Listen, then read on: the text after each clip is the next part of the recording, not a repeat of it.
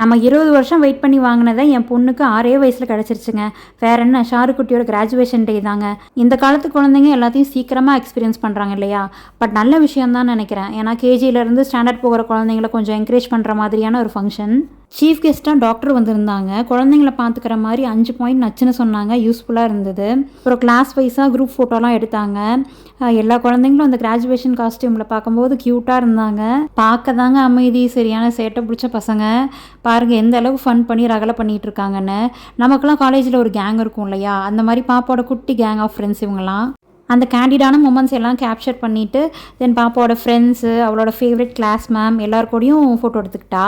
அப்படியே என்னோடய கிராஜுவேஷன் டே தான் எனக்கு ஞாபகம் வந்துட்டு இருந்தது. உங்களுக்கும் அப்படி தான் இருக்கும்னு நினைக்கிறேன். தென் ரெஃப்ரெஷ்மெண்ட் கொடுத்தாங்க. அதை சாப்பிட்டுட்டு அப்படியே கீழே வந்தோடனே இந்த ஃபிஷ்ஷை பார்த்து ரொம்ப குஷி ஆகிட்டாங்க பாப்பாவும் ஃப்ரெண்ட்ஸும். நான் முதல்ல இந்த ஃபிஷ்ஷை பார்த்த உடனே பிளாஸ்டிக் ஃபிஷ்ஷுன்னே நினச்சேங்க. சரி வாடா கிளம்பலான்னு பாருங்கள் எங்கே ஸ்லைடு விளையாண்டுட்டு இருக்கான்னு. ஓவராலாக இன்றைக்கி ஷாருக்குட்டிக்கு ஒரு மெமரபிளான டேங்க.